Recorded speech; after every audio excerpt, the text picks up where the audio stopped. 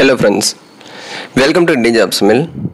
Central industrial security force மத்திய தொழில் பாதுகாப்பு படையிலிருந்து கான்ஸ்டபிள் ஃபயர் சர்வீஸ்க்கு நோட்டிஃபிகேஷன் அனௌன்ஸ் பண்ணிட்டாங்க ஃப்ரெண்ட்ஸ். யாரெல்லாம் எலிஜிபிள், எப்படி அப்ளை பண்ணணும் எல்லாமே நான் உங்களுக்கு டீட்டெயிலாக ஷேர் பண்ணுறேன். வீடியோ ஸ்கிப் பண்ணாமல் பாருங்கள். இந்த பிடிஎஃப் உங்களுக்கு தேவைப்பட்டால் நம்ம டெலிகிராம் சேனலில் இருக்கும்.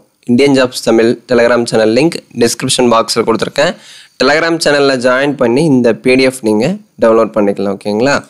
சரி ப்ரோ, இதுக்கு என்ன படிச்சிருக்கணும் அப்படின்னா 12th பாஸ் பண்ணியிருக்கீங்க அப்படின்னா நீங்கள் அப்ளை பண்ணிக்கலாம். ஆண்கள் மட்டும்தான் இந்த ஃபயர் சர்வீஸ்க்கு நீங்கள் அப்ளை பண்ண முடியும். So male Indian citizen only eligible அப்படின்னு சொல்லிட்டாங்க. ஸோ அப்ளிகேஷன் வந்து நீங்கள் ஆன்லைனில் தான் ஃப்ரெண்ட்ஸ் அப்ளை பண்ணணும். ஆன்லைனில் தான் அப்ளை பண்ணுற மாதிரி இருக்கும். Online application date 31st August வந்து ஓப்பன் பண்ணுறாங்க.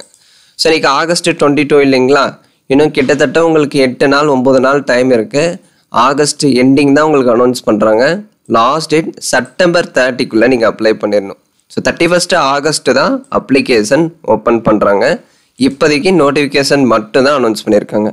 இது ரெகுலர் சென்ட்ரல் கவர்மெண்ட் போஸ்டிங் தான் ஃப்ரெண்ட்ஸ்.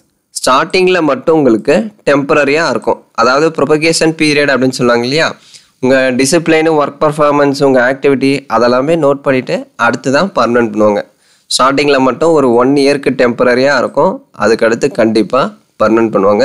இது ரெகுலர் சென்ட்ரல் கவர்மெண்ட் போஸ்டிங் தான். செலெக்ஷனில் முதல்ல ஃபிசிக்கல் இருக்கும். ஃபிசிக்கல் எஃபிஷியன்சி, அடுத்து ஃபிசிக்கல் ஸ்டாண்டர்டு, டாக்குமெண்ட் வெரிஃபிகேஷனு, அடுத்து தான் உங்களுக்கு ரிட்டன் எக்ஸாம் இருக்கும். ரிட்டன் எக்ஸாம் வந்து OMR பேஸ்டு தான். சிஸ்டமில் தான் நீங்கள் எக்ஸாம் அட்டன் பண்ணுற மாதிரி இருக்கும். ஆப்ஷன் மாதிரி இருக்கும். சரிங்களா? அதுவும் இங்கிலீஷ் அண்ட் ஹிந்தியில் மட்டும்தான் இருக்கும். இங்கிலீஷ் அண்ட் ஹிந்தி லாங்குவேஜில் தான் இருக்கும். நீங்கள் இங்கிலீஷ்லேயே அட்டன் பண்ணிக்கலாம். ஸோ அதுக்கான exam pattern, syllabus, age limit எல்லாமே நான் உங்களுக்கு கிளியராக ஷேர் பண்ணுறேன். சேலரி 21லேருந்து 69 வரையும் இருக்கும். ஸோ பேசிக் சேலரி 21,000 ப்ளஸ் அது போக உங்களுக்கு சென்ட்ரல் கவர்மெண்ட் அலவன்ஸ் எல்லாம் அது எல்லாமே ஆட் பண்ணி தருவாங்க. ஸோ வேக்கன்சிஸ் எவ்வளோ இருக்குது ப்ரோ அப்படின்னா 1130 வேக்கன்சிஸ் அலௌன்ஸ் பண்ணியிருக்காங்க. இந்த வேக்கன்சி கூடுதலாக தான் ஆகும். இதுக்கு மேலே டிக்ரீஸ் ஆகிறதுக்கு வாய்ப்பு இல்லை. கண்டிப்பாக இன்க்ரீஸ் ஆகும். ஸோ கண்டிப்பாக ட்ரை பண்ணுங்க. ஆல் ஓவர் இந்தியாவில் எந்த ஸ்டேட்டில் இருந்தாலும் நீங்கள் அப்ளை பண்ணலாம். ஸோ நம்ம தமிழ்நாடு ஸ்டேட்டுக்கும் வேக்கன்சிஸ் அலாட் பண்ணியிருக்காங்க. So UR, OBC, SC, ST எல்லா கேட்டகரிக்கும் வேக்கண்ட் இருக்குது. வேக்கண்ட்டை நீங்கள் செக் பண்ணிவிட்டு அப்ளை பண்ணுங்கள். ஓகேங்களா?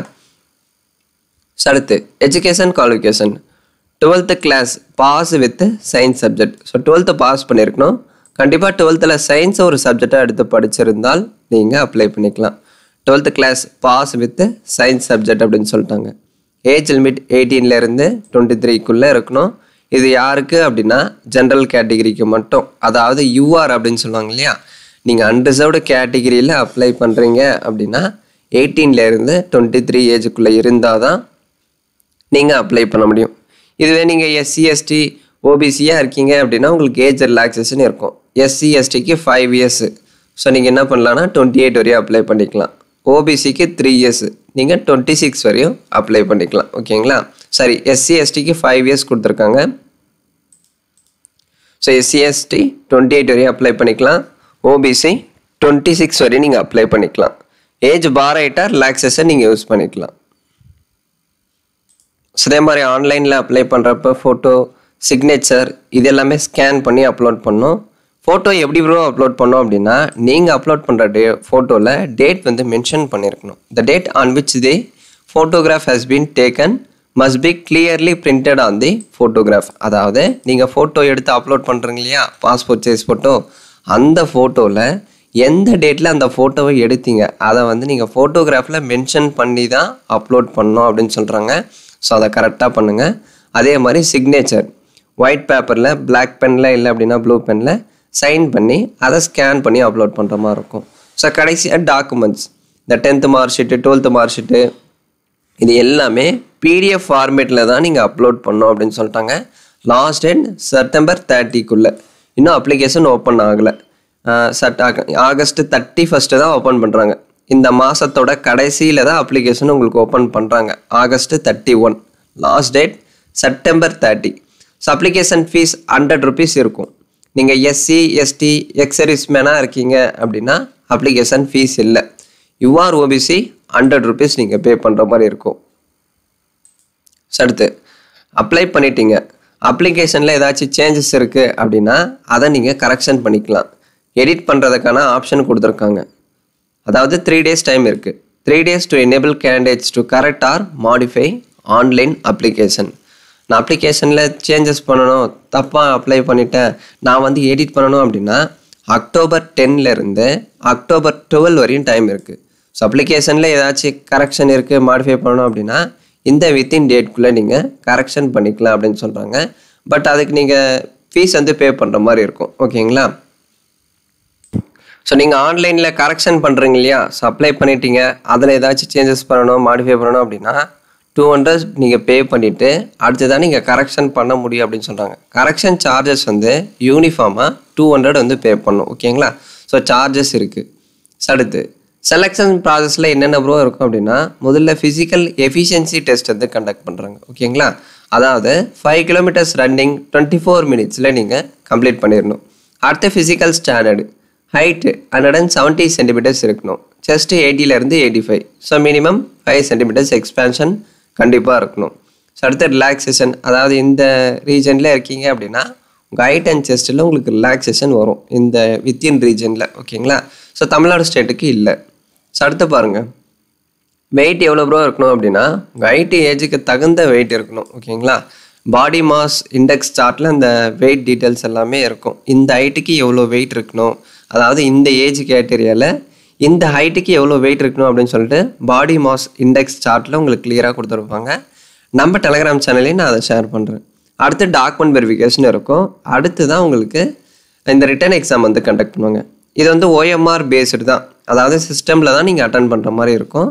இங்கிலீஷ் அண்ட் ஹிந்தியில் மட்டும்தான் இருக்கும், தமிழ்னு இருக்காது. ஓகேங்களா? ஸோ இங்கிலீஷில் அட்டன் பண்ணலாம்.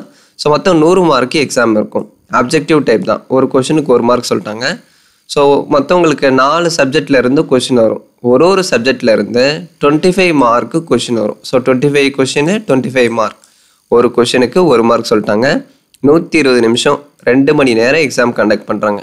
So general intelligence, general awareness, elementary maths, English or Hindi. So நீங்கள் சூஸ் பண்ணுற எதனா சூஸ் பண்ணிக்கலாம், இங்கிலீஷ் ஆர் ஹிந்தி லாங்குவேஜ். ஓகேங்களா? ஹிந்தியில் அட்டன் பண்ணுறீங்க அப்படின்னா ஹிந்தி, இங்கிலீஷில் அட்டன் பண்ணுறீங்க அப்படின்னா இங்கிலீஷ்.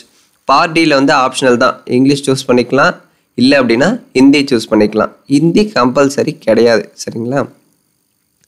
அதே மாதிரி கொஷின் பேப்பரும் உங்களுக்கு இங்கிலீஷ் அண்ட் ஹிந்தியில் தான் இருக்கும். ஸோ இங்கிலீஷில் நீங்கள் அட்டன் பண்ணலாம். ஸோ ஃபைனல் செலெக்ஷன் எப்படி இருக்கும் அப்படின்னா, இந்த physical efficiency, physical standard, document verification, மெயினாக இந்த ரிட்டன் எக்ஸாம் ஸ்கோரு இதை பேஸ் பண்ணி தான் ஃபைனல் மெரிட் லிஸ்ட் இருக்கும். ஓகேங்களா? ஸோ OMR பேஸ்டு CBT எக்ஸாமில் யார் வந்து நல்ல மார்க் வந்து ஸ்கோர் பண்ணுறாங்களோ அவங்கள தான் வந்து செலக்ட் பண்ணுவாங்க. அதுதான் ஃபைனல் செலெக்ஷனாக இருக்கும். ஓகேங்களா? ஸோ இந்த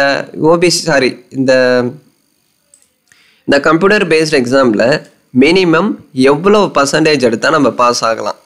UR, EWS, எக்ஸ் சர்வீஸ்மேன், அதாவது ஜென்ரல் கேட்டகிரி, EWS, ESM இருக்கீங்க அப்படின்னா மினிமம் 35% நீங்கள் எடுக்கிற மாதிரி இருக்கும். SC, ST, OBCயாக இருக்கீங்க அப்படின்னா 33. ஸோ மினிமம் இந்த பர்சன்டேஜ் எடுத்தால் ரிட்டன் எக்ஸாமில் கம்ப்யூட்டர் பேஸ்டு எக்ஸாமில் நீங்கள் பாஸ் ஆகலாம். இதுக்கு மேலே அதிகமாக எடுத்தால் மட்டும்தான் நீங்கள் வந்து ஈஸியாக செலக்ட் ஆக முடியும். சரிங்களா? அதாவது குறைஞ்சது இந்த பர்சன்டேஜ் எடுத்தால் CBTயில் பாஸ் ஆகலாம், செலெக்ஷனுக்கு கன்சிடர் பண்ணுவாங்க. இதுக்கு மேலே நீங்கள் அதிகமாக எடுத்தால் மட்டும்தான் உங்களை செலக்ட் பண்ணுவாங்க. ஓகேங்களா? So OMR based selection CBT ஸ்கோரை பேஸ் பண்ணி தான் ஃபைனல் மெரிட் லிஸ்ட் இருக்கும். ஃபைனல் கட் ஆஃப் மார்க் வந்து OMR based CBT exam conduct பண்ணுறாங்க இல்லையா, அதை பேஸ் பண்ணி தான் நாங்கள் ஃபைனல் மெரிட் லிஸ்ட் ரெடி பண்ணுவோம் அப்படின்னு சொல்லிட்டு அவங்களே சொல்லிட்டாங்க. அதாவது இந்த PET, document verification, written exam இது எல்லாமே சேர்த்து தான் உங்களுக்கு ஃபைனல் மெரிட் லிஸ்ட்டாக கன்சிடர் பண்ணுவாங்க. ஸோ முக்கியமாக எதை எடுத்துப்பாங்க அப்படின்னா CBT ஸ்கோரை பேஸ் பண்ணி தான் ஃபைனல் மெரிட் லிஸ்ட் வந்து ரெடி பண்ணுவாங்க. ஸோ டீட்டெயில்ஸ் எல்லாமே நான் கிளியராக சொல்லிவிட்டேன். உங்களுக்கு சிலபஸ் தேவைப்பட்டால் இந்த நோட்டிஃபிகேஷன்லேயே இருக்கும். ஸோ நோட்டிஃபிகேஷன் வந்து கம்ப்ளீட்டாக செக் பண்ணிக்கோங்க. மேற்கொண்டு ஏதாச்சும் டவுட்ஸ் இருக்குது அப்படின்னா கமெண்ட்ஸில் கேளுங்க, இல்லை வாட்ஸ்அப்புக்கு மெசேஜ் பண்ணுங்கள், நான் ரிப்ளை பண்ணுறேன். ஸோ ஆன்லைன் அப்ளிகேஷன் வந்து நீங்கள் எப்படி ஃபில் பண்ணணும் அதுக்கான ப்ரொசீஜர் நோட்டிஃபிகேஷனோட கடைசி பேஜில் Annexure 1 இருக்கு இல்லையா, அதில் வந்து ஸ்டெப் பை ஸ்டெப்பாக கொடுத்துருப்பாங்க. ஸோ August 31 இந்த மாதத்தோட கடைசியில் உங்களுக்கு அப்ளிகேஷன் ஓப்பன் பண்ணுறாங்க. ஸோ ஓப்பன் பண்ண உடனே எப்படி அப்ளை பண்ணணும் அதை ஸ்டெப் பை ஸ்டெப்பாக எக்ஸ்பிளைன் பண்ணி வீடியோ கண்டிப்பாக அப்லோட் பண்ணுறேன், மறக்காமல் பாருங்கள். மேற்கொண்டு உங்களுக்கு டவுட்ஸ் இருந்தால் கேளுங்க. தேங்க்ஸ் ஃபார் வாட்சிங்.